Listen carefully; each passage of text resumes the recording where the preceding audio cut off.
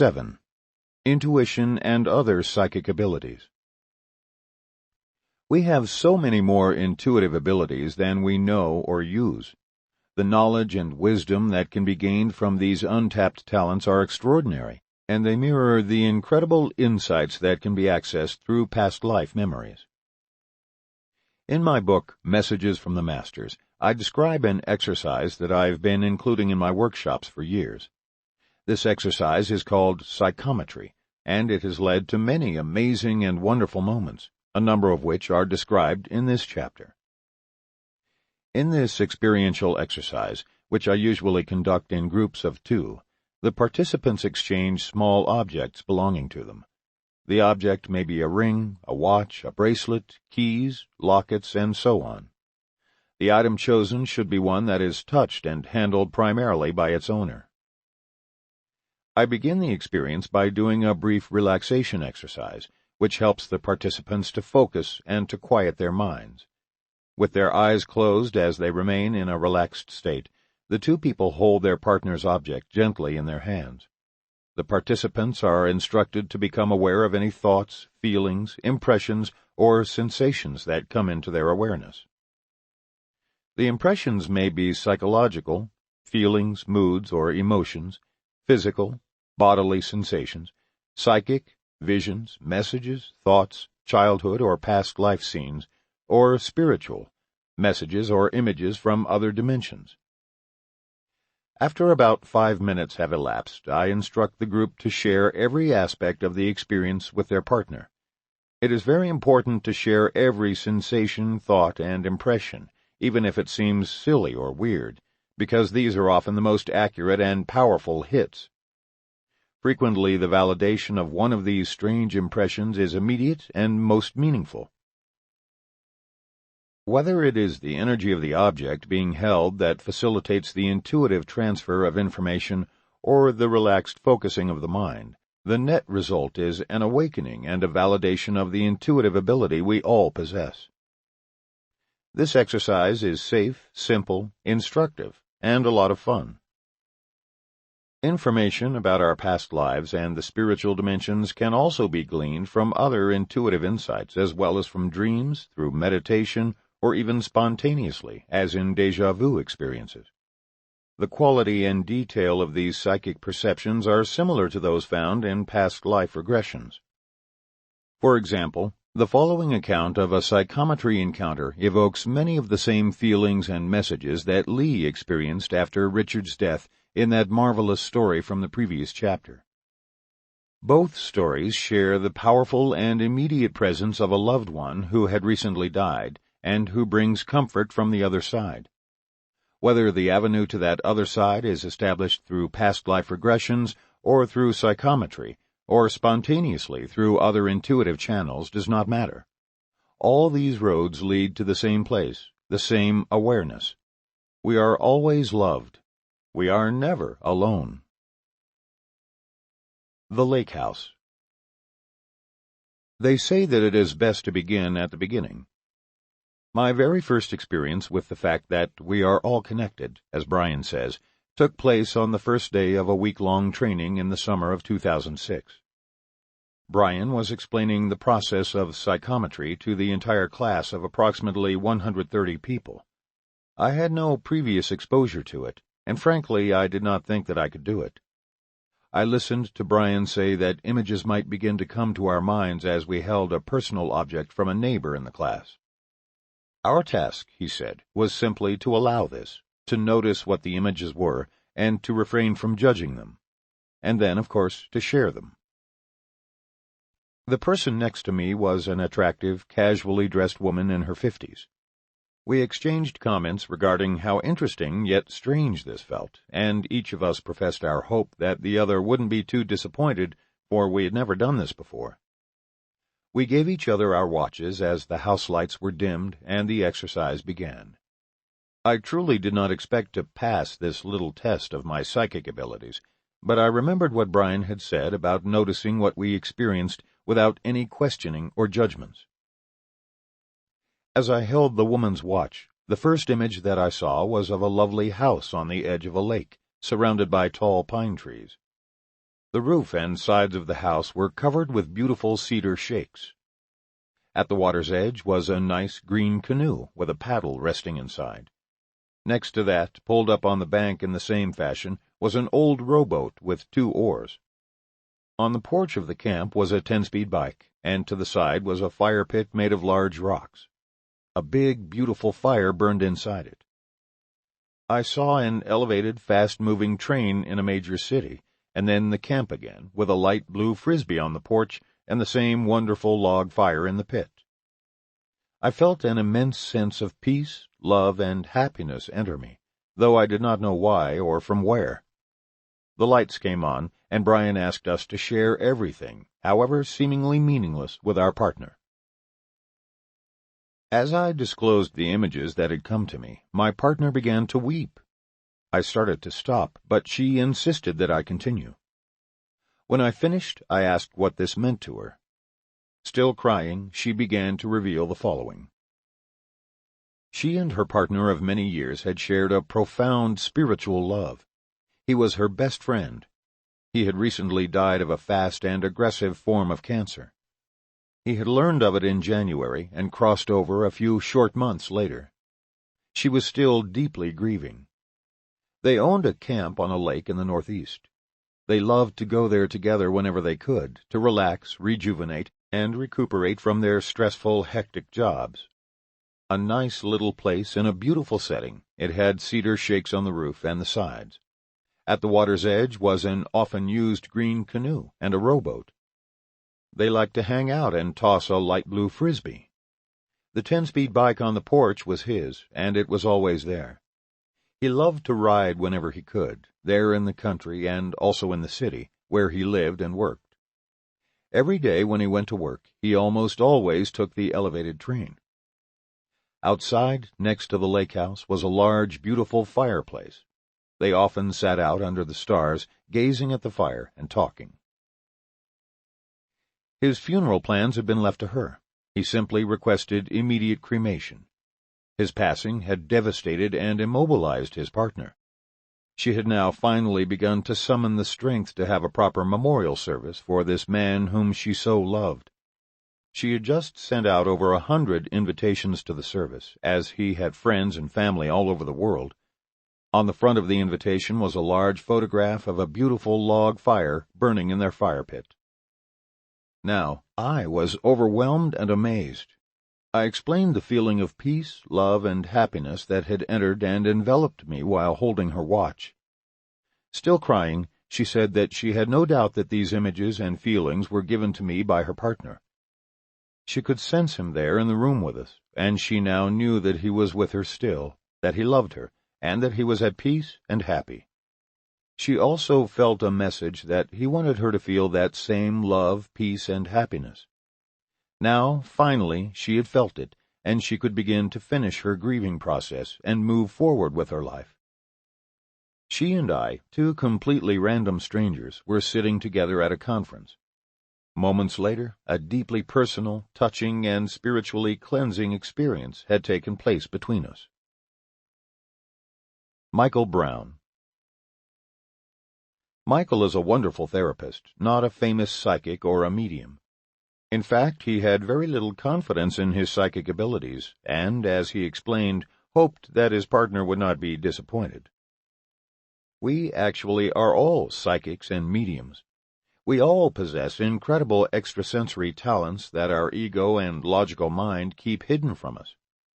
With my permission to let his intuitive gift emerge from the shadows of his left brain, Michael was, within seconds, describing this very detailed visual and emotional vista.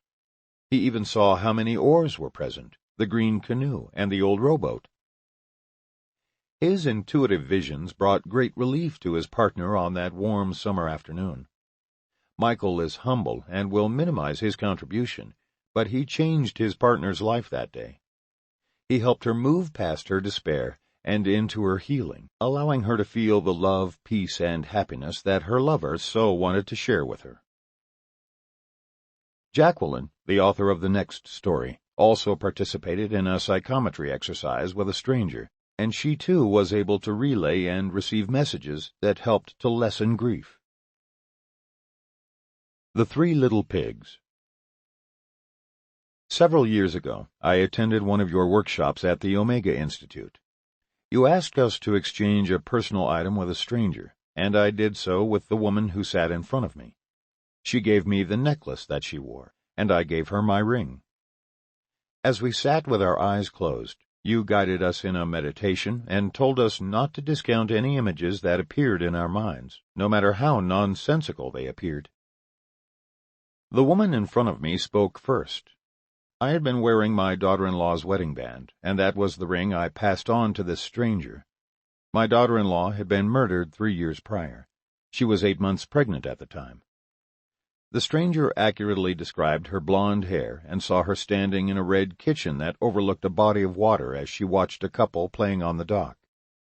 She had a loving message for my son, her childhood sweetheart, who, along with his new wife, had just purchased a lake house that had a red kitchen. To say I was flabbergasted is too mild an expression. And, needless to say, after receiving such a vivid vision from a stranger, I was embarrassed to tell her what I had seen. Apologetically, I confessed to her that the only image flashing through my mind was that of the 3 little pigs tap-dancing across my field of vision. I tried to banish them, but every time I did, they danced right across my brain, refusing to be dismissed.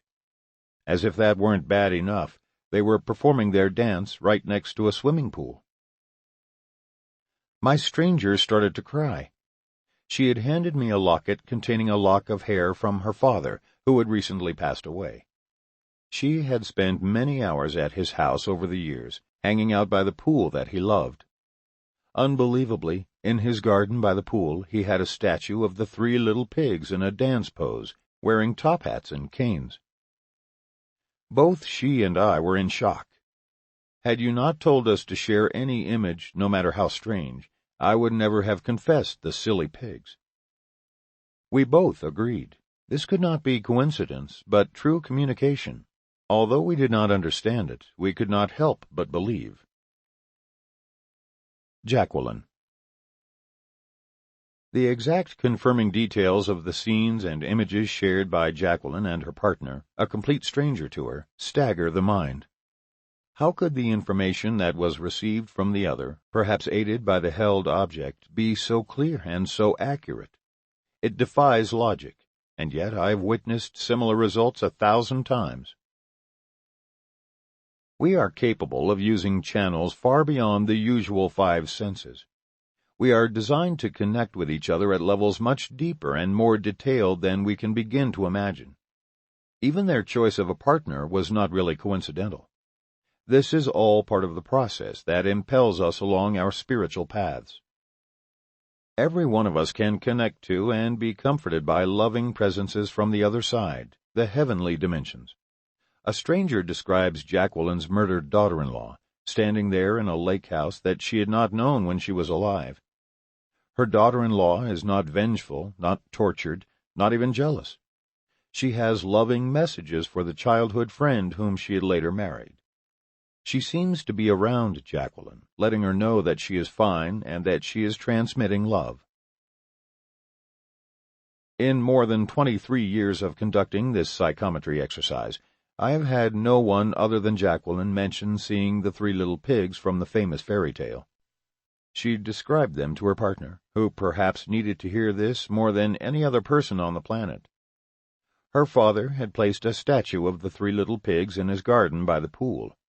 Who else has ever done this? And he had just recently died.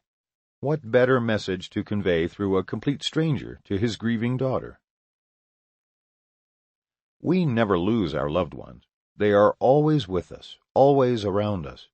They are not in physical bodies, and we miss them terribly, but they are still here, hugging us with arms of loving energy.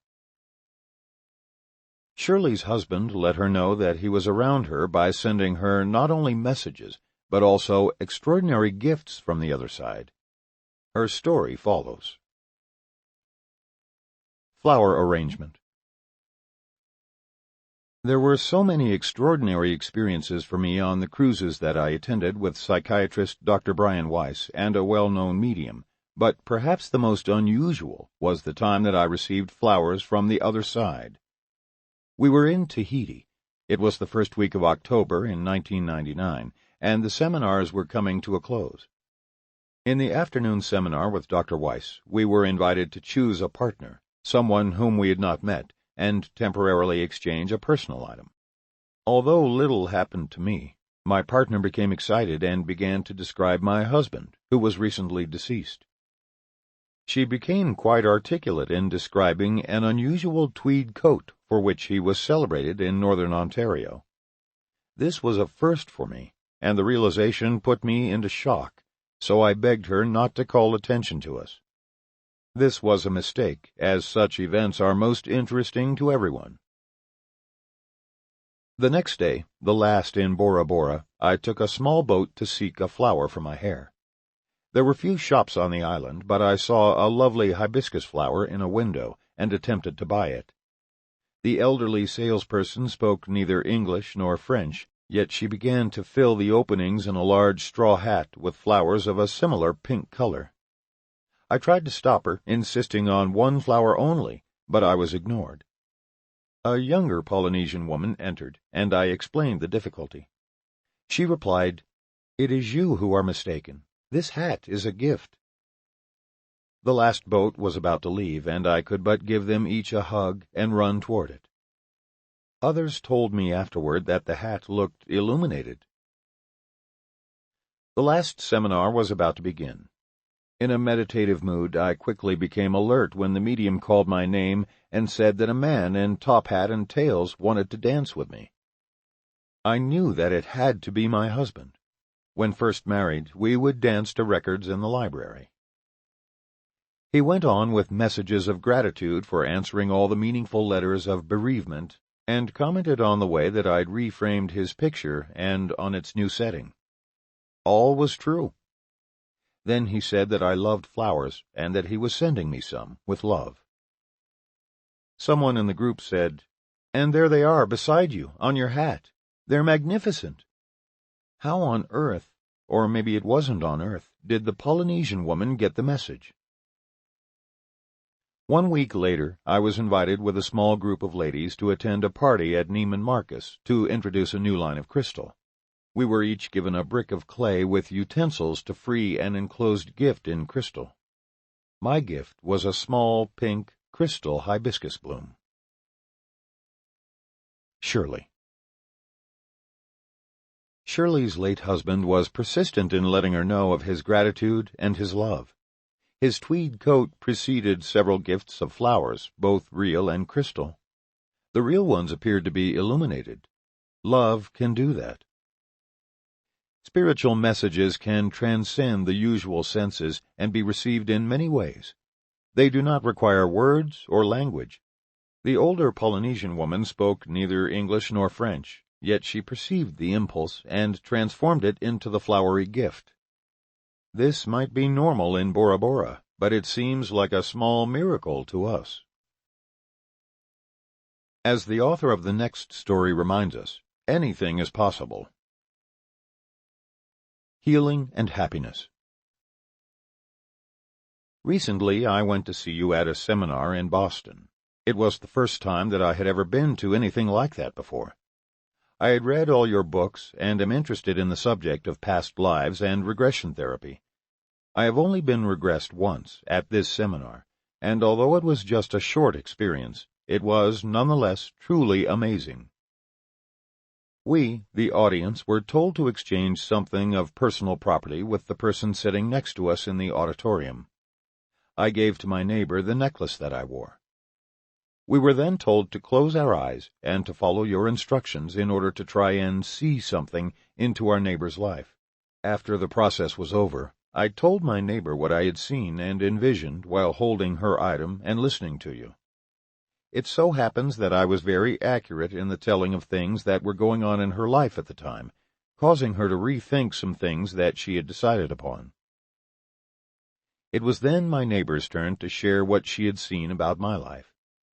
She began to tell me about a young blonde-haired boy she saw that was playing and doing boy things across a river. The boy looked happy. He smiled at her. He was also waving a white flower. She gently touched my arm and said, "I have to tell you this. I wasn't sure if I should or not because it doesn't seem to make sense, but I feel like I need to. The young boy told me to tell you he's okay. He's happy. Do not be sad about him." I started to shed a few tears, but tried to hold them back in front of this woman I did not know. I simply thanked her and left. The reason for my crying is that when I was young, I had an abortion. I did not want to have one, but I felt pressured by my parents and boyfriend. I strongly believed at the time, and still do, that the baby had been a boy. I have felt guilty for this act since it happened. I often thought about the baby boy that I should have had. This experience has helped me see that the baby is happy, playing and doing boy things, which reassures me that I can be happy myself. Why else would this stranger feel the pressing need to tell me what the boy had told her? Why, out of all the people in the seminar, did I sit next to her? Obviously, there is no way that she could have known about this. Very few people do. I believe after this that anything is possible. I finally feel much better about things that I cannot change. T.H. We carry so much unnecessary pain and grief on our shoulders, and we can let go of this burden through understanding. T's partner, a stranger to her, was not imagining the boy. She saw him clearly and felt a pressure, an urging to deliver his message. The river separates our physical world from the other side. It is an ancient symbol, prominent in Greek mythology and in many other cultures and religions. The concept of the other shore is found in the Buddhist Heart Sutra and numerous spiritual texts from the world over. Her partner did not see the river by accident. The soul can never be harmed, not by death, not by abortion. The soul is evolving and growing on the other side. So T's son came to Boston to tell her not to grieve anymore, because he is happy, he is okay. He is speaking to all of us, because we all have lost or will lose loved ones. And when they visit us after they have died, whether in our dreams, reveries, meditations, through strangers, or in any other manner, their message will be so similar to the one given to T. Don't be so sad. I'm fine. I'm happy. We will always be together. Brain. Landing at Iceland's International Airport on my way home to Tel Aviv was the perfect end to a wonderful vacation. I had been a participant in your workshop aboard a luxurious cruise ship from Fort Lauderdale to the Caribbean islands. As I wandered about the airport, I saw a shop exhibiting small figurines shaped like human heads. They were made of brilliantly colored transparent glass. When I approached them, I lifted one that was completely transparent, but I placed it back immediately as it looked so much like a skull of the dead. Instead, I chose another statuette that was made of a bright green color with a silvery mask. It was the work of a Swedish sculptor, an artist from Stockholm. I jumped at the unexpected opportunity to buy it. On the back side of the head was a blue shadow that looked like a human brain. It turned out that the artist himself called it brain, recommending that people use it in everyday life as an object to reduce stress. A year later, I participated again in another of your workshops on a cruise vessel, this time sailing from Puerto Rico. During one meditation session, I heard the sound of a drill behind my head, but I did not know then what it meant. I went back home, and 2 months later, I had an unexpected operation to remove a brain tumor. After a long sick leave, I retired from my judicial status, and I even stopped working as a lawyer. Now I do things that I like to do, seeing my granddaughters, writing short stories, and painting. And I have never stopped thinking about this mystical, profound experience that I had with my brain and with brain. Aviva Shalem. What we think of as accidents, coincidences, and random happenings are really not so at all. Aviva began receiving subconscious alerts, signs, or premonitions about her brain tumor more than a year before the diagnosis and surgery. At first she picked up the wrong figurine, but her intuition, perhaps enhanced by the workshop experiences and certainly the psychometry exercise, quickly led her to reject that one and to choose brain. The drilling sound during her meditation the following year was another sign. Everything turned out to be fine, and her post-surgical life is much more peaceful and less stressful, just as the Swedish sculptor intended. By selecting the object, holding it in her hands, and picking up on its unique energy and messages, Aviva was performing her own personal psychometry exercise. We all can do this at any time with the millions of objects around us, and then with the people whom we meet. Imagine how our world would expand if we allowed ourselves to become conscious of the beautiful energy that comprises every single thing. We would finally understand the magnitude of love and wisdom that surrounds us at all times. Even strangers whom we have never met can provide us with incredible personal messages and insight, as Laurie, the author of the following story, discovered one day during a workshop. Call your mother. While attending your weekend seminar at the Omega Institute, I noticed a woman who seemed to be, shall we say, very uninterested in the topic of reincarnation. From her uncanny ability to sleep through most of the lecture that day, I assumed that she was every bit as disinterested in all that Omega had to offer. About halfway through the day, you had everyone choose a partner who was not someone we knew, and meditate while holding an item from him or her. Our task was to remember every image and thought that came to us while holding this item, and then share what came to us with each other. As the crowd began to choose partners, it was apparent that others had also noticed this woman's disinterest. They seemed to be avoiding teaming up with her. I decided to ask her to be my partner, half to save her from being left alone, and have to wow her with my intuition, and thus prove to her that this was a worthwhile event. I held her item, concentrated oh so very hard, and received plenty of images. A little white dog, a pool surrounded by a fence, an awning over the back porch leading to the pool, the feeling that it was very hot, and what seemed to be a message from the dog that all was okay. We completed the meditation, and I was so excited that I simply had to go first. As I rattled off the list of visuals, all this woman kept saying was, no. A pool? No. I live in the Bronx. Hot? No. Lived there my whole life. Dog? White? No. A little let down by my partner's failure to connect with any of my seemingly astute details, I sat back to hear what she had received from my item. I was truly not expecting too much, due to the fact that she had slept through most of the lecture. Boy, was I wrong. In her very strong New York accent, she proceeded to tell me my entire life. Call your mother, was how she started, and she went on to tell me about 2 homes with which my mother was having trouble deciding what to do, a miscarriage that my mother had had that involved a little boy spirit that had stayed with me. This was the second time I had been told this, and much more. All turned out to be true. I know this because the first thing I did afterward was, naturally, call my mother. I was so excited after talking with her that I could not wait to tell everyone what had transpired. When you called on me to tell my experience, I was floored again. What I had picked up on seemed to be for an audience member in the front row from a pet that had recently passed on. Every detail seemed to fit her life, and others had also picked up on the message from her beloved dog.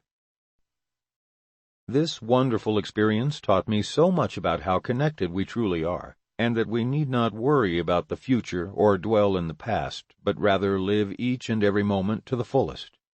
And while we are doing so, we must always remember to call our mothers. Laurie Bogadin. This is why we are told not to judge a book by its cover. More so, not to judge at all. Lori was kind to choose her partner, and she was rewarded by a spot-on series of important messages, culminating with this little boy spirit. Projection is the act of attributing your thoughts, feelings, or judgments onto others, and this act frequently creates distortion in reality. Things may not be as they seem or as you assume. For example, perhaps Lori's partner had been sleeping because she was tired, not because of disinterest. Maybe this was the second or third time that she was taking the course and already knew the lecture part, but was really returning for the experiential exercises.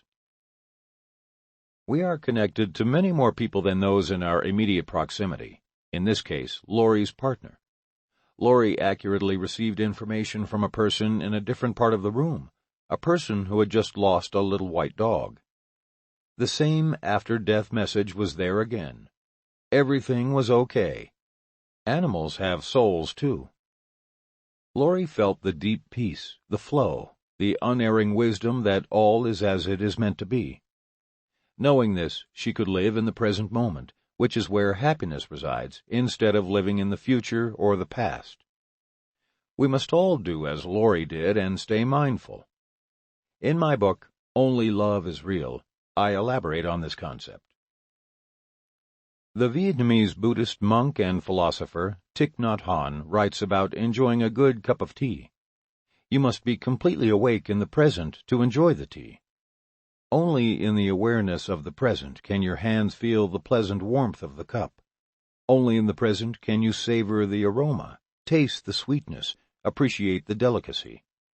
If you are ruminating about the past or worrying about the future, you will completely miss the experience of enjoying the cup of tea. You will look down at the cup, and the tea will be gone. Life is like that. If you are not fully present, you will look around, and it will be gone. You will have missed the feel, the aroma, the delicacy and beauty of life. It will seem to be speeding past you. The past is finished. Learn from it and let it go. The future is not even here yet. Plan for it, but do not waste your time worrying about it. Worrying is worthless.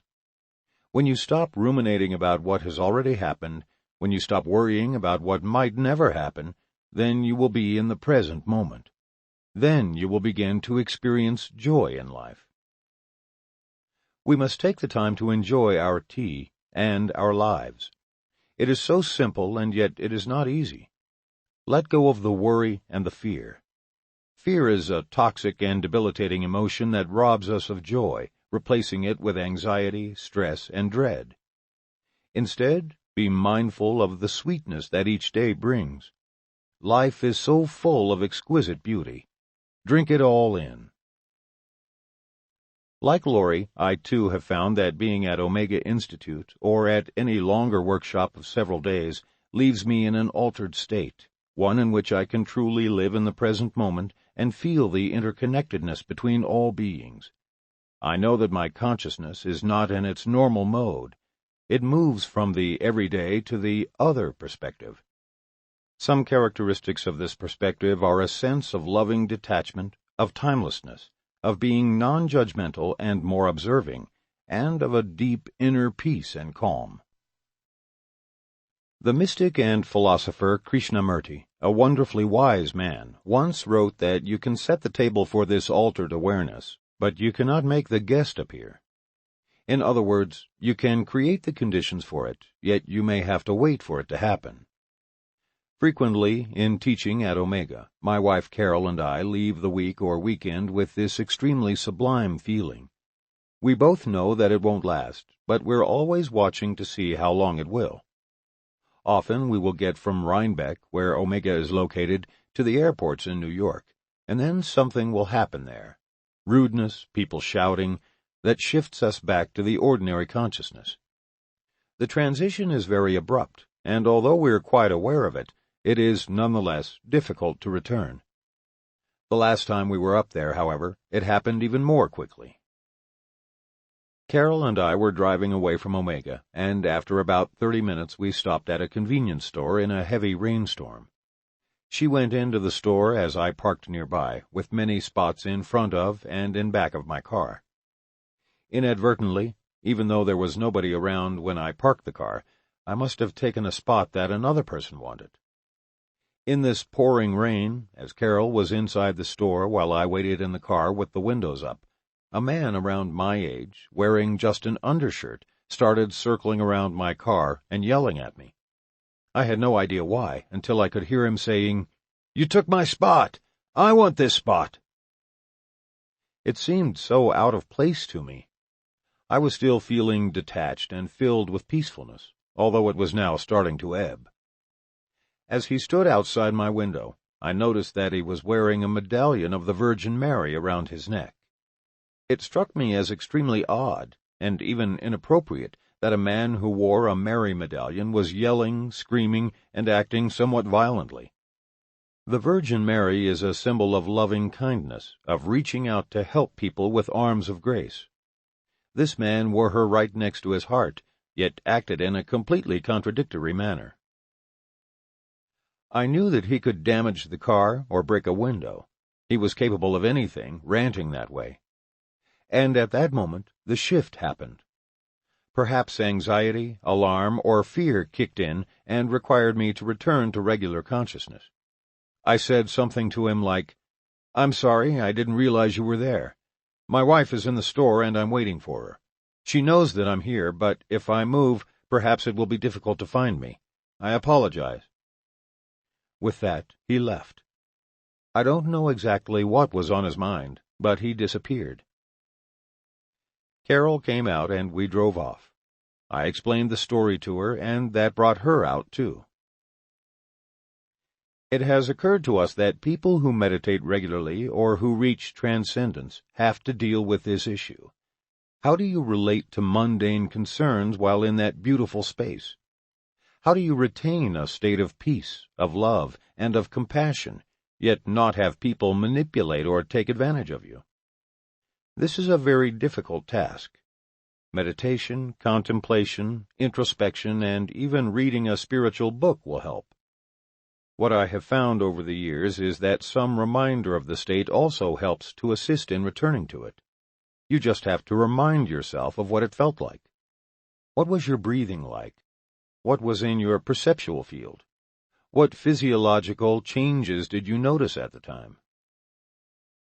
I also find myself feeling similarly when I'm awakening from a particularly striking dream.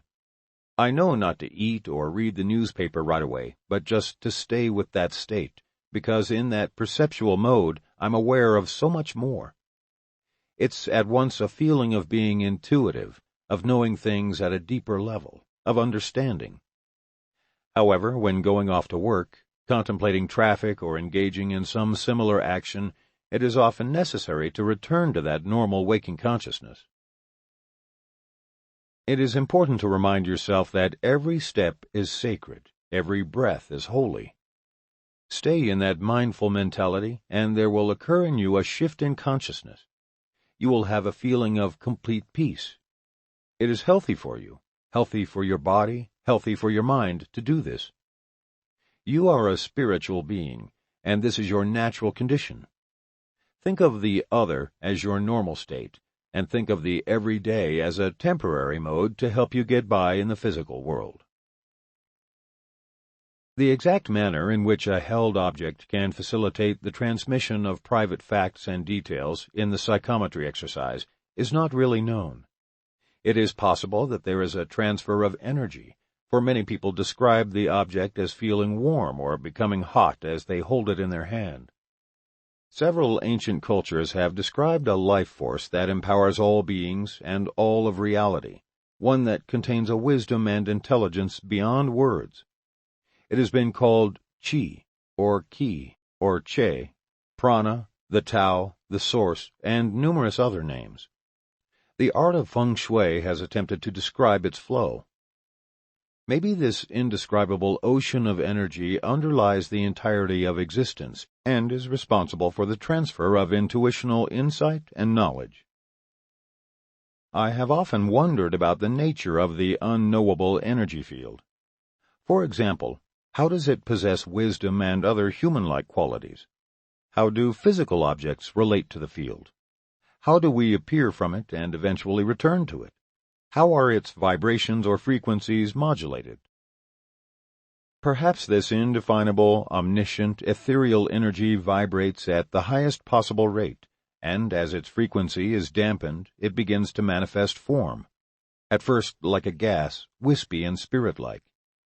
As it condenses, the delicate gas becomes a sleek and smoothly flowing liquid, not yet with rigid boundaries. The solid or physical form, which takes shape as the liquid condenses even further, does have such boundaries and is relatively restricted compared to the other forms. The objects that we hand to our partners during the psychometry exercise are examples of this. And so, too, are we. Yet the basic energy is the same, all derived from the etheric. At the end, we simply return to that divine, idyllic form that is our source. There is no birth and no death, only transformation. Earlier in my career, I sometimes wondered why I did not encounter the phenomenon of ghosts or attached entities or negative spirits in my practice. Others had written entire books about doing depossessions or clearings of the clearly unfortunate host. And although I recognized clinically that most cases were actually projections of unwanted or uncomfortable impulses by the patients, perhaps not all of them were purely psychological. Yet I never actually came across any cases of malevolent spirits. 2 subsequent meetings, one with several Tibetan Rinpoches and the other with a Taoist master, helped me to understand why. In 1994, I had the opportunity to sit down with some Tibetan Rinpoches at the University of Michigan. During a lively discussion about reincarnation, I was able to ask them why I had never once had a patient with an attached malevolent spirit. The Rinpoches immediately began laughing. Perhaps my question was too simplistic? No, one Lama explained through an interpreter. Your energy does not permit that in such close proximity. They laughed again. The question was not simplistic, I understood. I just had never thought of it in terms of energy fields. There was some kind of repelling force that kept those kind of spirits from interacting with me. By the spring of 2010, I still had never personally come upon such a case with any of my patients. At that time I was traveling in China and had an audience with a leading Taoist master in the gentle green foothills outside Xi'an. Several Taoist scholars from nearby universities also attended. We spoke for an hour and covered many topics. Eventually I asked the same question that I had posed to the Tibetan Rinpoches 16 years earlier. Once again it was met with laughter. Once again the answer was the same. This time 2 interpreters were needed, one for the regional dialect into Mandarin and the other to translate from Mandarin to English, yet I am sure that there was little to no distortion. That energy would be too uncomfortable in your energy. That energy could not flow there. It could not happen. There is nothing unique about my energy field. I meditate often, and this may raise one's vibration. Yet this practice is free, universal, and available to all. The answer of the Lamas and the Taoist master was not specific to me. It applies to each of us. Evil spirits or manifestations can be equally as uncomfortable in your energy field as in mine. The important point is that by mastering our spiritual lessons, we become incompatible with that kind of energy. This is how you can cast out your own demons. In addition to meditation, another way to raise our vibration is to fill our hearts and our minds with loving kindness, with tranquility, and with peace. These qualities, I suspect, are very important in the process of refining the energy field. If incorporating these practices and principles into your daily life rids you of affliction in whatever form, what a blessing you will receive. The comments of the monks and scholars reflect the acceptance of the idea of negative spirits, but my impression from the discussion with them is that ignorance would be a more appropriate word than evil or malevolent. There is no real evil. Ignorant spirits might appear to be dark, but they are simply at an unenlightened, literally in the dark level. They are like first-grade boys in a schoolyard, a bit wild and mischievous, perhaps pulling the girl's hair, but not evil. First graders are qualitatively the same as graduate students. The only difference is their level of knowledge and maturity. The boys are young and ignorant, but eventually they will become the graduate students.